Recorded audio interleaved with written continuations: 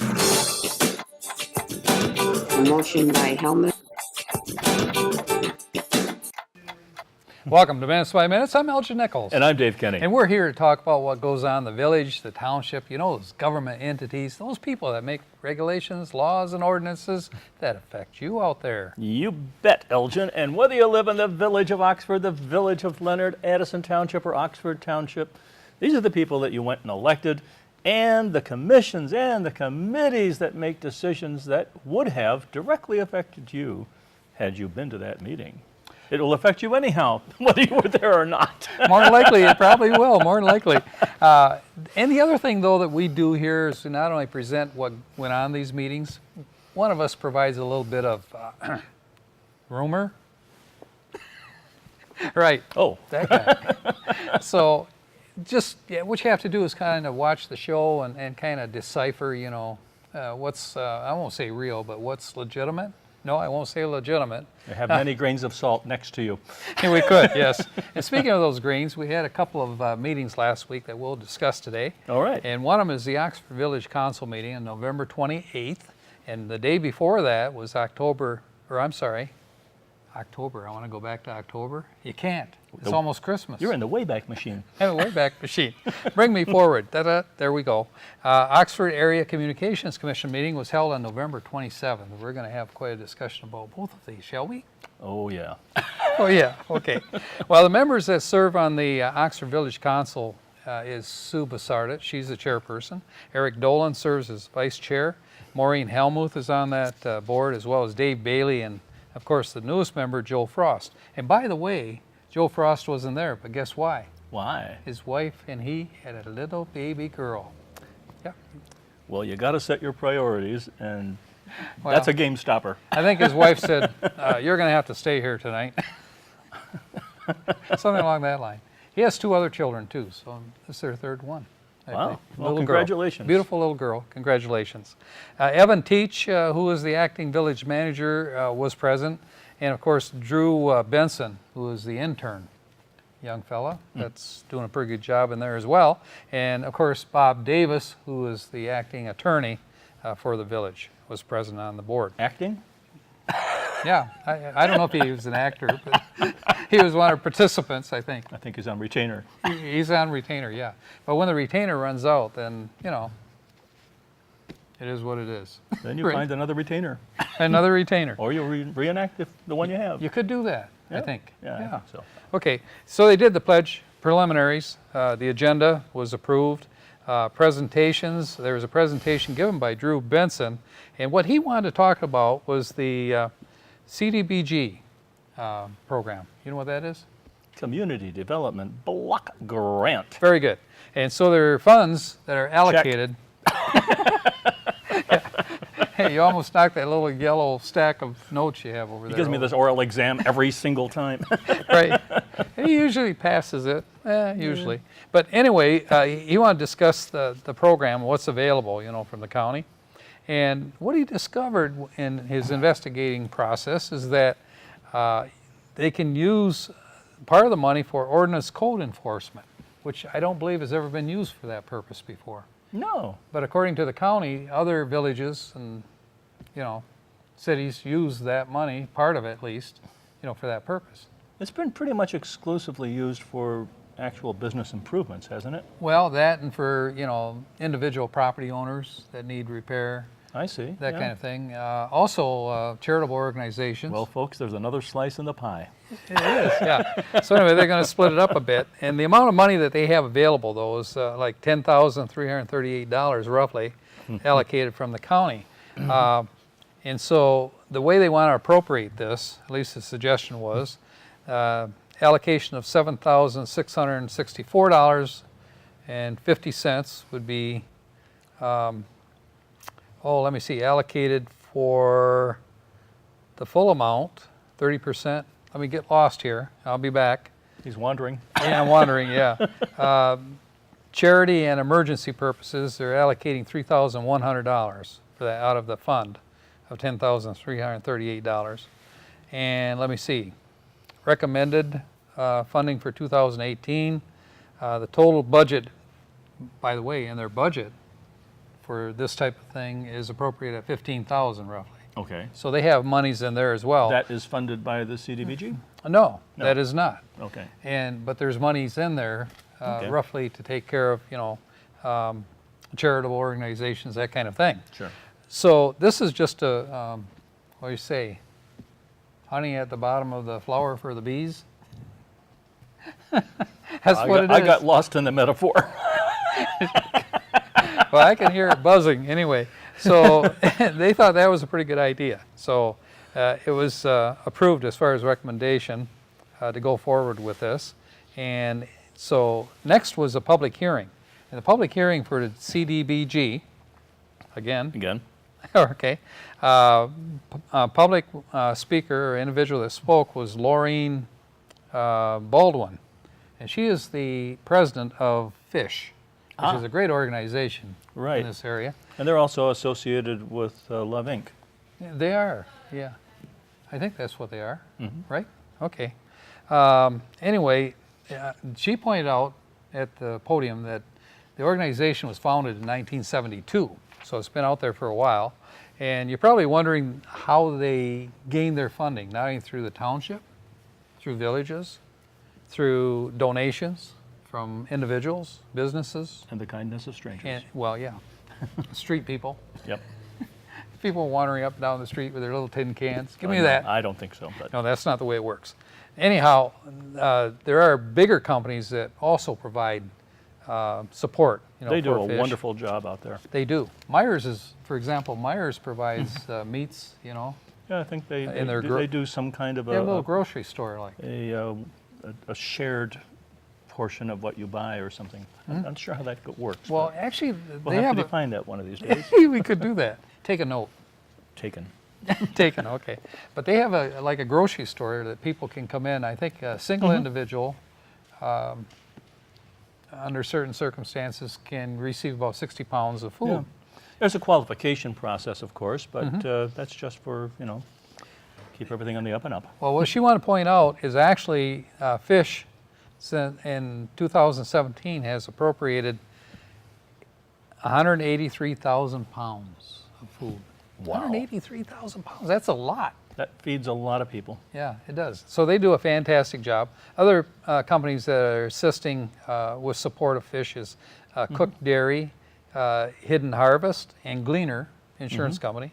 I think FISH does a fantastic job. Yeah. She did a great presentation. I've been there, and to the board. it's kind of like walking down the aisles of a small grocery store. It is. And it's well stocked, and I think it's by weight, isn't Right, it? and you don't have to pay. You just run for the door. That's probably what No, you did, right? That might arouse some suspicion. I could do that. But anyway, you folks, when you see him come in your door, just kind of keep an eye on him so he doesn't scamper quickly for the door. Anyway, next they went to a closed session, and what they talked about in the closed session was a proposed village manager contract. Now, you folks are going to learn more when we come back right after this.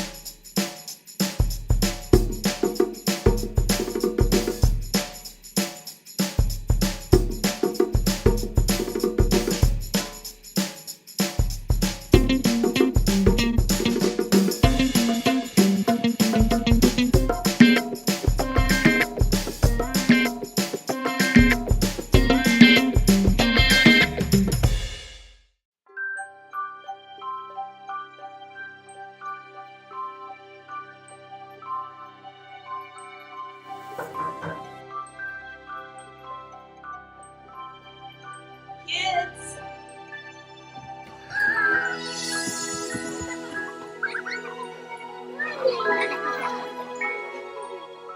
Thanks to your generosity, Marines have delivered Christmas to children in need since 1947. Welcome back to Minutes by Minutes. I'm Elgin Nichols. And I'm Dave Kenny. And we are talking about the village council meeting that they had. And the next subject we're going to bring up is the proposed village manager contract. And they approved other things before the contract. They went into closed session for that. And we'll talk about that in just a moment. They had to complete the preliminaries as they went along. The consent agenda was approved, for example. Also, the approved bills taken care of, which came to $109,406 and I believe 69 cents. All We right. could say it was 69 cents. I'm Penny pretty sure here, it was. penny there, and soon you're talking got it. real money. Right. Next thing they want to cover is the CDBG because they went to close, or they didn't go closed session, but they did discuss it, and the funds were allocated at that point for the block grant in 2 phases. What? Okay. Okay, first phase, part 1 is for emergency services at $3,100 appropriated, and then ordinance code enforcement was appropriated for $7,238 for a total of That's drum out roll. of the CDBG? Yeah, Okay. drum roll, $10,338. So $7,000 went to ordinance enforcement? Ordinance code enforcement is a subject that was Which used. was never there before. That was never there before. That's a big slice of the pie. It could be. Did they allocate any money to fish? Yeah, they did. Yeah, they approved. Part of this is going to go to fish emergency services. Oh, So okay. yeah. So Well, anyway, and they That's kind of a broad. well, they don't really have to distribute it at this point. 'Cause Okay. they're going to have future meetings where they'll actually I see. slice up the pie, as you would put it. So it's earmarked. It is earmarked. I see. Yeah. So in those categories. And I believe Eric Dolan was one that the individual on the board that made the motion to do this. Although Maureen Helmuth didn't really totally agree with it in discussion because she felt that the ordinance emergency, that those money should actually be used for employee wages, that kind of thing. Emergency? Yeah, where it's going to be allocated. This is out of CDBG? Yeah, for ordinance code enforcement. And she said that the employees working, as enforcement Yes. they should add more people or they should raise their, So what's the income. money for? The money How does is it get to keep used? it operating By by, paying people? could be, and that was pointed out, as a matter of fact. Mr. Benson, who gave the presentation, he said that could be used for that purpose. And you don't really have to make that decision tonight. It can be done for, later So, on. like, once again, the ordinance code enforcement for the Yeah. $7,000 is earmarked, Right. not Drew allocated. Beer- It's Drew- not allocated. Right. Actually, it was Drew Benson wanted the approval to go forward, to apply for the grant. Okay. And that's all he was looking for. Oh, so the So- money is not in their pocket yet? Nope, not in their pocket yet. Okay, so it's But it just could be. earmarked. You can see it. The train is coming down the track. It could be. He did his exploratory work before the train got started. Good which is work. a good thing. Yep. So anyway, let me see. The individual that we're talking about for village manager in the contract that they talked about, his name is Joe Madur, and he accepted the contract that was offered. Monies weren't discussed during this meeting. Why? I don't know. They just didn't discuss it. It came out of a closed session on contract. Yeah? You folks will find out what it is down the line here. If you don't learn it from us, you'll probably learn it from the Leader newspaper. Go ahead, throw a dart at a board. How much was it? How much was it? I don't know. Give it a number. No, take a note. Okay, I'll take it. All right, we could do that. All right. Also, there's a resolution that was required for banking. And the resolution Lori Fisher presented is the fact that there's too many people that are signed the Our ability, signers. are signers, the ability to access funds at the bank, for the village. Right. And Write they're- checks. and they're thinking there's too many people assigned to it. Well, how because many people remember- are there? Well, everyone that's on the council, which would be 5, plus the village manager, whoever that would be, and so forth. So forth? Yeah. I mean, so forth. But the point was, Lori said, well, maybe you only need 2 people from the village council. Maureen Helmuth says, according to the charter, you can't do that. That everybody has equal capability, So it would take a charter change. except there's more to it. You want to hear more? Yes, Paul Harvey. Okay. All right. Anyway, acting village manager Teach, he said, you as a council can decide, if not everybody needs to sign, but only select 2 people to do it, for example. He said that would be your decision down the line if you want to do that. So anyway, so what they did with this is kind of set it aside. So that wouldn't require a charter change. It would not. No, they don't want to do that either. They just recently changed the charter to some degree. And what they changed it to is the fact that village officials are not allowed to have debt with the village and still be in a public office. Uh-oh. Uh-oh. Yep. And so Eric Dolan said, I'd like to have a report every 2 months of if there's any people that are What constitutes a debt? falling bad. 1 month, 2 months, 3 Well, months, in a 6 water months, a bill. year? Well, that's why they want it every 2 months to find out. So there's a question of defining what that delinquency is. Right. If there's a delinquency, it's going to be flagged. Right. And But I'm is it sure, 1 week? Is it 3 No, months? I don't know. That's a good question. Take another note. Taken. No, I'm sure they'll be discussing this, honestly, down the line here. All right. It's going to be an issue that has been actually on the table for several years in the council. That there was noted that there And were so it some goes. people that were in debt and, to the village. Who shall They remain didn't serve on nameless? the board. Who shall forever remain nameless. And I won't tell him that was Dave Kinney. No, he doesn't owe anybody anything. Trust me, folks. Not Knoxford Township. He's got the first dollar he ever earned, this guy, right, on this township. Now, he might check with Brandon. That's where he No. lived, right? I don't think so. So anyway, that was pretty much what was discussed. Also, Eric Dolan brought up the point of clerk treasurer. They received some comparable salary.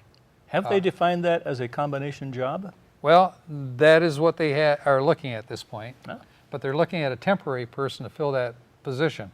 As Councilman Dolan said, that apparently, according to other villages that are our size and so forth, they have part-time clerks that do this responsibility, and that the village manager shares the bulk of the responsibility to the village, Uh-oh. in getting these processes done.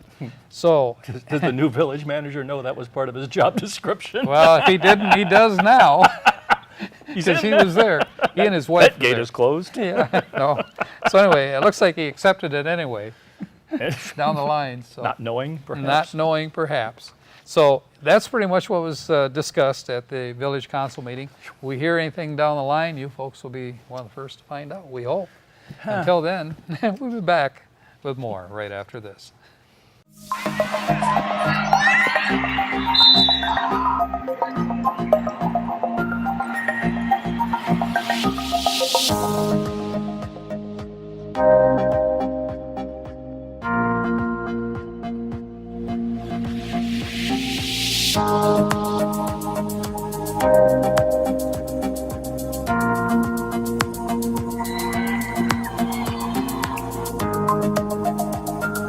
Gary, you're on the right. Sam, you're on the left.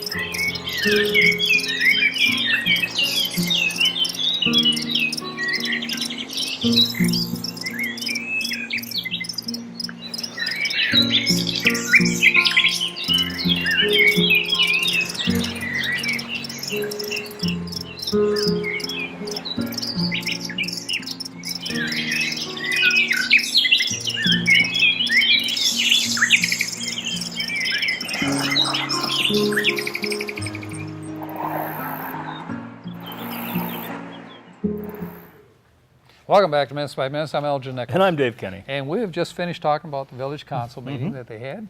A lot going on there. But let's talk about now the Oxford Area Communications Commission. OACCC, So, and you our were there. parent body. Yes. People on that board, Shar Sotheby is acting chair at this point. And I don't know if she's going to retain that. I would think she could. She does a pretty good job. Yep. She replaces for the chair Sue Bassardit, who resigned. And actually, another individual is put in that position for representing the village, and that would be Maureen Helmuth. That's right. Yep. And also, Jacob Newby was assigned by Edison Township. Right, that was to at sit the on board. previous meeting. Yeah. Yep, it was. Others on that board is Bill Dunn, of course, is the secretary. Ed Hunwick also serves on that board as well. And Bill Service, you know, as a station manager, you know, he sits in on it as well. Mm-hmm. And you're there because when they need to know where all the money went You wonder where the money went. or where you're going to get the next paycheck. I know, yeah. Or where you're going to uncover the next, or dig up the can in the backyard. They go to David. It's only Good. bills. And he's got the answers for it. Good. Pledge, they also approved the agenda right away. Minutes were approved for last month, and public comment, no public comment at this stage. And let me see, bill review. You had $11,828.09 that you approved, didn't you? Yes, I did. Okay. That's what I proposed, and they approved it, They did. Why would they not? of Right. course. Okay. Did they check all the erasures, though, on your journal? Hard to do that with a printout. Oh, okay. All right. Expense revenue was approved, the report. Year-to-date revenue and expense report was received and filed. Yep, Invoice general ledger distribution report, yep. and that was also received and filed. So those are preliminaries out of the way. Okay. All right, now we're going to talk about unfinished business. Whoopee. Here we go. Okay. Attorney conflict of interest. That was brought up by Bill Dunn. Yes. Bob Davis serves several communities. That's been a constant subject for Yeah. the last number of meetings. It has. He's pointed out that, you know, Bob Davis, who's a very good attorney, by the way, serves on several other boards, various other communities. And Just so about all of them. conflict of interest is a concern. Yeah, serves pretty much on all of them. But Mike Watsa has been the attorney for the station here for some time, and involved in some quite controversial subjects in terms of franchise fees and so forth. Right. And his domain, if you will, is more global, where he represents practically all of the PEG stations in Michigan at that level Yeah. when you're dealing with the government. I think when you want to get to that type of a situation, kind of problems that present themselves, you know. Sure. If there's a class action suit of some kind Yeah. or an audit of AT&T or Charter or whatever, he's usually involved because that's his area of expertise. That's right. And he also, Mr. Watsa serves on a board, I think, as a chairperson. And I'm trying to think who that board was, but Terry has attended that meeting. Well, he's on the NATOA board, and don't ask me all the words that stands for, but it's an association of PEG stations in Michigan. Yeah, can you make up something? No. National Association of Television Broadcast. I don't know. That sounds good. That's close enough. Anyway. Television yeah. Operators Association. I don't know. So anyways, people that really have their thumb on what's going on. And there's a lot of things happening. I think one of the people that was a concern is a senator, Dave, what was his name? Senator. Mike Yeah, Bishop. they're concerned. Yeah, Mike Bishop. How'd you know that? Hey, Boy, it's uncanny.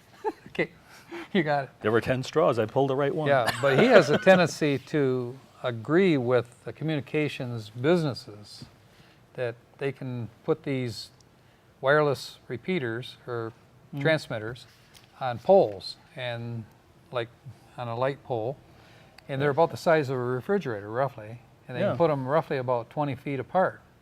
So if that's approved, you folks, you probably won't see the light of day anymore. with all these poles out there. Either that or, I don't know how much they weigh, but that pole is only meant to take so much weight. That's true, but it's a real issue Well, involved here. there's a whole issue of it being wireless, but at the same time not, and what effect does that have on franchise fees? It's sort of a cloudy issue at this point. Well, like our executive director and producer Terry Stiles, she stated, you know, there's I'm sure there's going to be wireless systems out there, but this is really to the extreme. And what it does do is it does cut into the franchise fees as well, which, you know. Well, it depends on how. Now, that from what I understand, that box is meant to transmit a wireless signal to the residents. Right. Is that correct? But how it gets that signal itself may be through the fiber optic cable or whatever. And there may be an issue of sharing it with other cable companies. Right. The only thing is that this is going before legislation to have a decision made. Sure. Everybody should know the impact of what's going on. And having Now a it's gonna- refrigerator-sized box on a telephone pole next to your house. Yeah, right next to your house. Yeah, it's all right. Maybe it has a little glass you break if it doesn't work. I have no idea. Fire To department be come. continued. Right, to be continued. Next subject was wage increases and talking about salaries for employees here. 3% hourly wage increase. For hourly, yeah. Yeah. And for executive salaries, 8% was agreed upon, you know, for the manager and executive director. Was it 8% or 6%? 8% was, motion was made by Bill Dunn. Okay, okay. Originally, they wanted 12%. That's right, that's right. Okay. Do I need to dwell into this? No, Okay.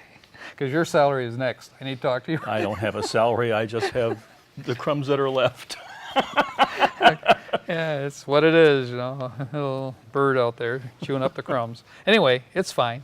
And they're deserving of this by a far long shot from the standpoint that other station managers get paid a lot more, executive directors get paid a lot more. Right, Yeah. and there was a request to see what percentage was devoted to salaries and payroll versus the entire budget for several particular stations, and ours turned out to be on the low end. Well, here's the thing. You want to keep the people, you know, that you have because it's very costly, as Terry Stiles pointed out, to train people and let them go and then have to retrain them again in about a year or less. Retention is the name of the game. It is. Okay. So anyway, so that was settled.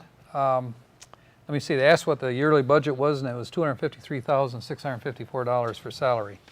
So anyway, it passed 3-2. So you had a couple of dissenters out there, but Majority is a dissenters. majority. The majority is a majority. Now, with that, one other subject came up, and they said, "Well, let's talk about the drone." And they said, "Oops." What happened? Well, Elgin took it out for a flight and hit auto control, and it took off like a shot and hit a tree. So it's got repair work being done. Is that like ready, fire, aim? Yeah. Ed Hunwick says, "What? What? What happened? Where'd it go?" Well, he was quite surprised because he just brought it up because there was a line item in the expenses that had something to do with the drone, but not that. Not that. This opened up a whole new can of worms. Yeah. But anyhow, the drone is going to be back in operation. It's being repaired. It's got a. Yeah, it's you sick pushed and the got a button that said temperature. ET go home, and it said ET go up. Oh, that took off like 50 miles an hour too. But anyway, that being said, what's coming up? Well, we do have meetings on December 11th at 7 o'clock. The Oxford Township ZBA will be meeting, so check on that one. Sometimes they cancel it.